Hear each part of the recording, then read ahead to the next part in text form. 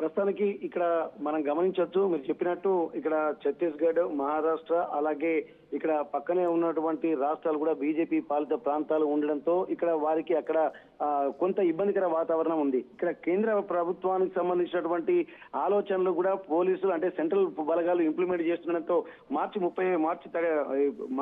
2026 వరకు కూడా పూర్తిగా మావోయిస్టులు లేకుండా చేస్తామనడానికి ఇక్కడ అక్కడి ఆయా రాష్ట్రాల ప్రభుత్వాలు కూడా కొంత సపోర్ట్ చేస్తున్నటువంటి పరిస్థితి. కానీ ఇక్కడ తెలంగాణ పరిస్థితికి వచ్చేసరికి కొంత పరిస్థితిలో భిన్నంగా కనిపించింది. ఎందుకంటే గతంలో మాట్లాడిన తర్వాత ఇక్కడ తెలంగాణ ప్రాంతంలో ఉన్నటువంటి సీఎం రేవంత్ రెడ్డి కావచ్చు, ఇక్కడ చర్చలు జరుపుతున్నాము, మేము వారి కోసం లొంగిపోయేటువంటి ఏర్పాటు చేస్తామని చెప్పడం వెనుక ఆంతర్యం కూడా కొంత మనం గమనించాల్సినటువంటి అవసరం ఉంటుంది. ఇక్కడ తెలంగాణ ప్రాంతమైనటువంటి ఈ ఛత్తీస్గఢ్ నుండి ఇటు కర్రెగుట్టల వైపు వచ్చేటువంటి ప్రాంతం వైపే ఇక్కడ మావోయిస్టులు ఉన్నారన్నటువంటి ఒక సమాచారం అయితే వీరికి అందుతుంది. ఇప్పటి వరకు ఇక్కడ హిడ్మా ఎన్కౌంటర్ జరిగిన తర్వాత లొంగిపోవడానికి కూడా చాలా మంది కొంతమంది సీనియర్ మావోయిస్టులు అంటే కేంద్ర కమిటీ సభ్యులు కావచ్చు, అలాగే రాష్ట్ర కార్యదర్శులు కావచ్చు, వాళ్ళు మాత్రం సుముఖంగా లేరు. ఎందుకంటే ఇన్నేళ్లు ఉద్యమానికి ఊపిరి పోసి ఉద్యమం గురించి ఎన్నో మాటలు చెప్పినటువంటి తాము వీలైతే అమరులవుతాం తప్ప లొంగిపోయే ప్రసక్తే లేదు, ఉద్యమాన్ని నిర్వీర్యం చేయకూడదన్నటువంటి ఒక ఆలోచనతో ఇక్కడ ఖచ్చితంగా ఉండడంతో మరికొంతమంది కర్రెగుట్టల్లో మావోయిస్టులు తలదాక్కున్నారన్నటువంటి విషయాలు కూడా తెలుసుకున్నటువంటి పోలీసులు, సిఆర్పీఎఫ్ బలగాలు అలాగే కేంద్ర పోలీసులు కూడా సెంట్రల్ ఫోర్స్ కూడా ఇక్కడ కర్రెగుట్టల వైపు మాత్రం తమ ప్రయాణం కొనసాగిస్తున్నాయి. ఇక్కడ 5,000 మంది పోలీసు బలగాలు కూడా మొత్తం ఎక్కడికక్కడ గతంలో ఉన్నటువంటి ప్రాంతాలతో పాటు ఇంకా కర్రెగుట్ట అంటే దాదాపు ఇక్కడ కొన్ని వందల ఎకరాల విస్తీర్ణంలో ఉన్నటువంటి పరిస్థితి.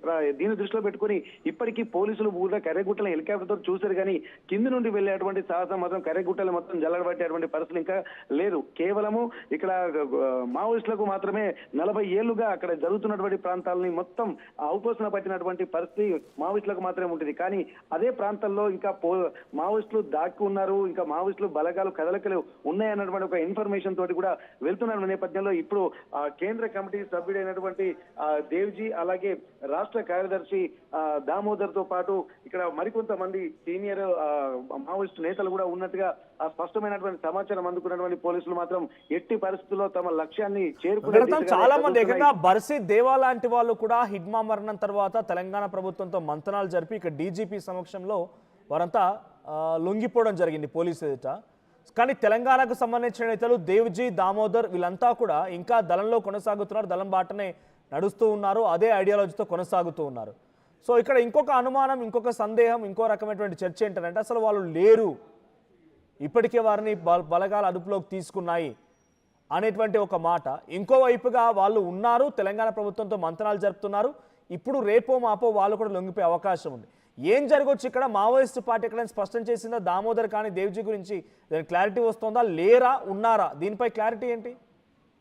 ఇప్పుడు మీరు అన్నట్టు ఒక విషయాన్ని మాత్రం గమనించాల్సింది. ఇప్పటి వరకు జరిగినటువంటి ప్రతి ఎన్కౌంటర్ కి ముందు కూడా ఇక్కడ పట్టుకునే ఎన్కౌంటర్ చేశారని చెప్పి ఇటు మావోయిస్ట్ నేతలు అలాగే ముందు ఉన్నటువంటి ప్రజా సంఘాల నేతలు కూడా కొన్ని చెప్తున్నటువంటి నేపథ్యంలో ఇప్పుడు మళ్ళీ ఆపరేషన్ కగార్ 2 అనేది మొదలు పెట్టారంటే ఈ దేవ్జీ గాని అలాగే ఇక్కడ దామోదర్ గాని వీళ్ళందరూ పోలీసుల అదుపులో ఉన్నట్టు కూడా కొంత అనుమానాన్ని వ్యక్తం చేయవచ్చు. ఎందుకంటే జరుగుతున్నటువంటి వీళ్ళు కూంబింగ్ చేస్తున్నారన్నటువంటి విషయంలోనే కొంతమంది పట్టుబడ్డ తర్వాతనే కూంబింగ్ నెపం తోటి అడవులకి తీసుకెళ్లి కాల్చేటువంటి పరిస్థితులు కూడా ఉన్నాయని గతంలో కూడా చాలా మంది అంటే మావోయిస్ట్ నేతలు కూడా చెప్పినటువంటి పరిస్థితి. ఇందులో భాగంగానే ఇది కూడా కావచ్చు. ఎందుకంటే ఇప్పటి వరకు హిడ్మాని ఎన్కౌంటర్ జరిగేయడానికంటే ముందు కూడా వాళ్ళ కుటుంబ సభ్యులు కానీ అక్కడ ఉన్నటువంటి వాళ్ళు చెప్పినటువంటి విషయం ఏంటంటే వాళ్ళ కుటుంబ సభ్యులకు కూడా వెళ్లి ముందే లొంగిపోవాలని సూచనలు, కొన్ని సలహాలు లేకపోతే హెచ్చరికలు కూడా పంపించారన్నటువంటి విషయాలు కూడా మనం గమనించాల్సినటువంటి అవసరం. అంటే ఇది వాళ్ళ కుటుంబాలకు వెళ్లి చెప్పిన కొద్ది రోజులకే ఎన్కౌంటర్ విషయం బయటకు వచ్చింది.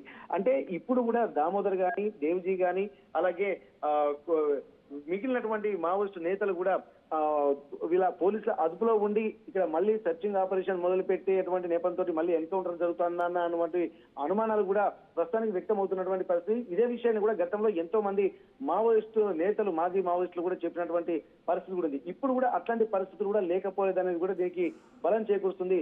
వెళ్తున్నటువంటి నేపథ్యంలో ఇక్కడ ఖచ్చితంగా ఐఈడీ బాంబులు పేలడము అనేది కూడా ఇక్కడ దారి పంట వెళ్తున్నప్పుడు సెర్చ్ చేసుకుంటూ వెళ్తా ఉంటారు. ఇక్కడ వెళ్తున్నటువంటి క్రమంలో ఒక జవాన్ కు కూడా తీవ్ర గాయాలైనటువంటి విషయం ఏంటంటే కామన్ గా జరుగుతున్నటువంటి సర్చింగ్ ఆపరేషన్ లో భాగంగా కూడా ఇక్కడ మావోయిస్టులకి ఇప్పుడు ఎదురు కాల్పులు జరిగినటువంటి విషయాన్ని మాత్రం ప్రస్తావించడం లేదు. ఇక్కడ వీళ్ళే కాల్పులు జరుపుకుంటూ వాళ్ళ కదలికలు అంటే పోలీసు బలగాలు వస్తున్నారన్నటువంటి హెచ్చరికలు పంపడం కోసం కాల్పులు జరుపుకుంటూ వెళ్తున్నారన్నటువంటి సమాచారం అయితే ప్రస్తుతానికి అందుతుంది. కర్రగుట్టలేని చిన్నగా ఒక చిన్న ప్రాంతము లేకపోతే అక్కడ తప్పించుకోవడానికి వీలు ఉండదు అనే రకంగా ఏమి ఉండదు. 3 రాష్ట్రాల్లో విస్తరించింది, మహారాష్ట్ర, ఛత్తీస్గఢ్ అండ్ ఆంధ్రప్రదేశ్. అటువైపు కొంత ఆంధ్రప్రదేశ్కు టచ్ అవుతుంది. 3-4 రాష్ట్రాల్లో విస్తరించిన ఈ కర్రగుట్టల్లో ఇప్పుడు ఎక్కడైతే కూంబింగ్ జరుగుతుందో, ఛత్తీస్గఢ్ పోలీసు సహాయంతో కూంబింగ్ జరుగుతుందో, అటువైపు నుంచి తెలంగాణలోకి ఎంట్రీ ఇవ్వడానికి కూడా మావోయిస్టులకు అవకాశం ఉంటుంది.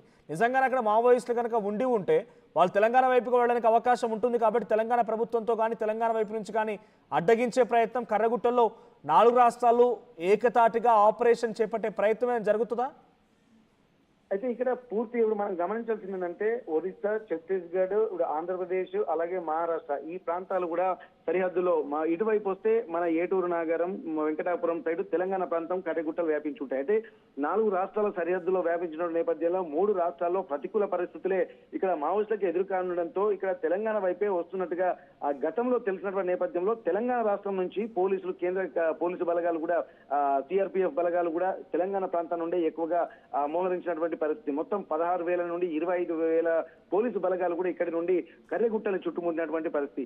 ఈ నేపథ్యంలో ఇక్కడ తెలంగాణ ప్రాంతంతో పాటు ఎందుకంటే ఎక్కువగా తెలంగాణ రాష్ట్రానికి సంబంధించినటువంటి మావోయిస్టులే గతంలో ఎక్కువగా కేంద్ర రాష్ట్ర బాధ్యతలు చేపట్టుకుంటూ మావోయిస్టు ఉద్యమానికి ఊపిరి పోసినటువంటి పరిస్థితులు కూడా మనం చూసాం. కాబట్టి తెలంగాణ రాష్ట్ర ప్రభుత్వంతో చర్చల కోసం ఇక్కడ కేంద్రంతో చర్చల కోసం ఇక్కడ కేంద్ర ప్రభుత్వం సుముఖంగా లేదు. ఎట్టి పరిస్థితుల్లో ఏరివేయాలన్నటువంటి విషయాన్ని స్పష్టం చేస్తూ కేంద్ర ప్రభుత్వం మాత్రం అదే లక్ష్యంతో ముందుకు సాగుతుంది. కానీ ఇక్కడ తెలంగాణ రాష్ట్రం వైపు వస్తే మాత్రం ఇక్కడ తెలంగాణ రాష్ట్ర ప్రభుత్వంతో కొంత సానుకూల వాతావరణం ఏర్పరచుకొని ఇక్కడ ఆయుధాలతో లొంగిపోవడమా లేకపోతే చర్చలు జరిగితే ఒక కొలిక్కి వస్తుందన్నటువంటి ఒక ఆశాభావాన్ని మాత్రం ఇక్కడ మావోయిస్టు పార్టీలు చేస్తున్నటువంటి పరిస్థితి. అందులో భాగంగా గతంలో లేఖలు కూడా విడుదల చేశారు.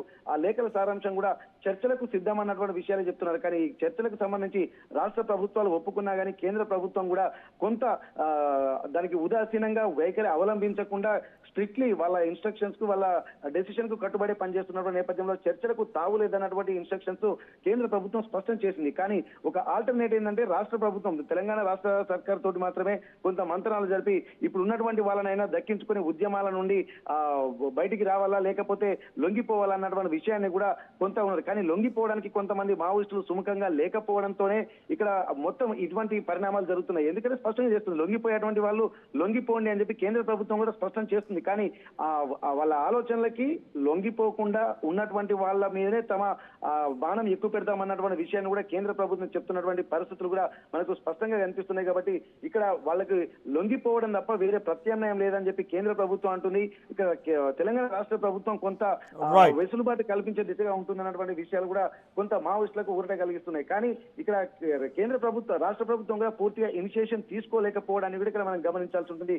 కాబట్టి ఖచ్చితంగా ఇక్కడ కర్రగుట్టల వైపు వెళ్తూ ఉన్నటువంటి వాళ్ళకి అందుతున్నటువంటి సమాచారం ప్రకారం కేంద్ర ప్రభుత్వం ఆలోచన ప్రకారమే ఇక్కడ ఆపరేషన్ ఖదర్ 2 జరిగేటువంటి పరిస్థితులు కనిపిస్తున్నాయి. Manoj, right, thank you Venkataratnam. So మొత్తంగా కర్రగుట్టల్లో మరోసారి మావోయిస్టులు కలకలం రేపుతున్నారు.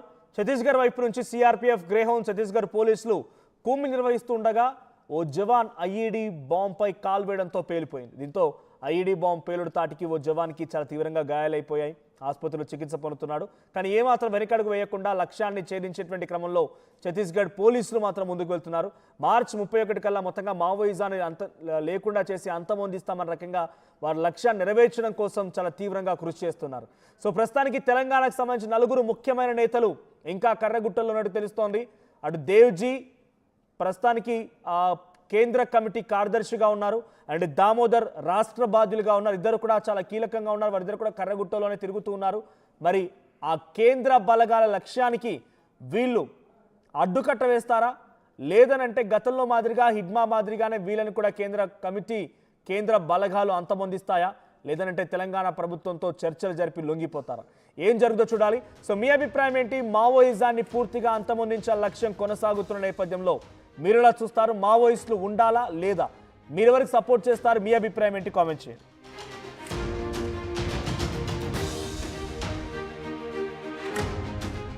మరోసారి తెలంగాణలో మావోయిస్టులు కలకలం రేపుతున్నారు. కర్రగుట్టలో ఐఈడి బాంబులు పేలాయి. ఈ పేలుడులో ఒక ఆర్మీ జవాను కూడా మరణించినట్టు తెలుస్తోంది. చాలా తీవ్రంగా గాయాలయ్యాయి, హాస్పిటల్కి తరలించారు. సో కొంత చావు బతుకుల మధ్యలో కొట్టుమిట్టాడుతున్నాడు ఆ జవాన్.